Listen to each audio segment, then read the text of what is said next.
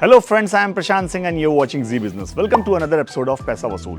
पैसा वसूल के इतने सारे एपिसोड्स देखने के बाद आपने ये माइंड मेकअप कर लिया कि आपको म्यूचुअल फंड में इन्वेस्टमेंट करना है ताकि एक मोटी रकम मिले, जिंदगी आराम से बीते, कोई प्रॉब्लम ना हो।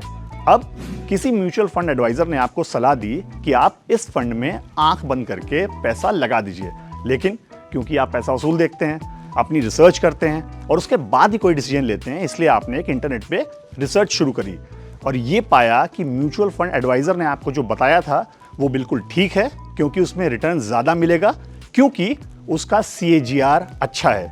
लेकिन ये CAGR होता क्या है, इससे फ़ायदा क्या होता है, ये कैलकुलेट कैसे होता है और क्यों, ये हर म्यूचुअल फंड इन्वेस्टर को ज़रूर जानना चाहिए, बताएंगे आज के इस पैसा वसूल के एपिसोड में।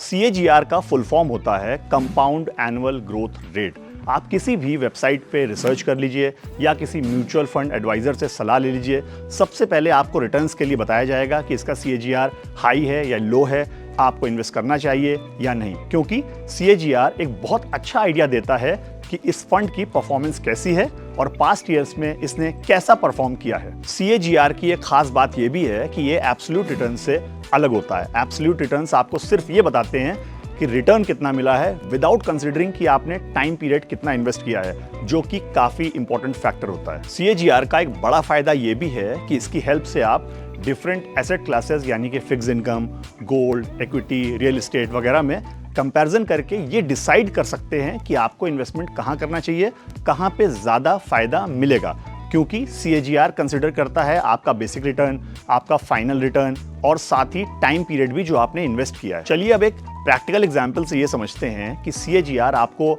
इन्वेस्टमेंट रिलेटेड डिसीजंस लेने में कैसे हेल्प करता है और ये एब्सोल्यूट रिटर्न से कैसे अलग है। मान लीजिए आज से 5 साल पहले आपने किसी म्यूचुअल फंड में इन्वेस्ट किया है 1 लाख रुपए और 5 साल बाद आपको जो टोटल रिटर्न मिला है वो है 1,80,000 रुपए। उसका फाइनल अमाउंट है 1.8 लाख। इसका मतलब आपको जो एब्सोल्यूट रिटर्न्स मिले हैं वो होगा 80%, लेकिन इसका CAGR होगा 12.5%।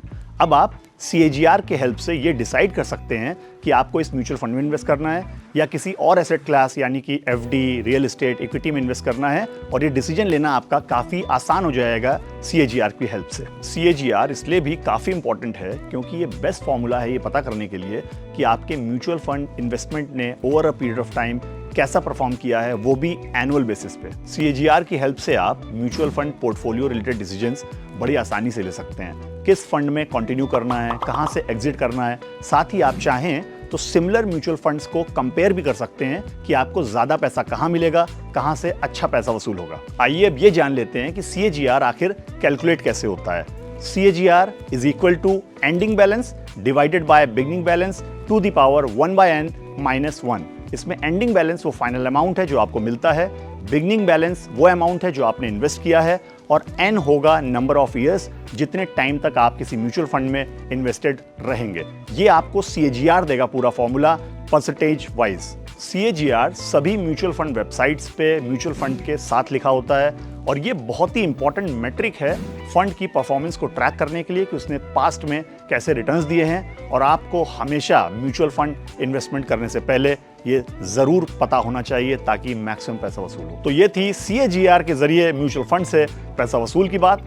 अगले एपिसोड में मिलेंगे एक नई जानकारी के साथ और आपको बताएंगे कि पैसा वसूल कैसे करना है। Till then, good bye, take care and keep वसूलिंग पैसा, क्योंकि पैसा लगाया है तो वसूलना तो बनता है।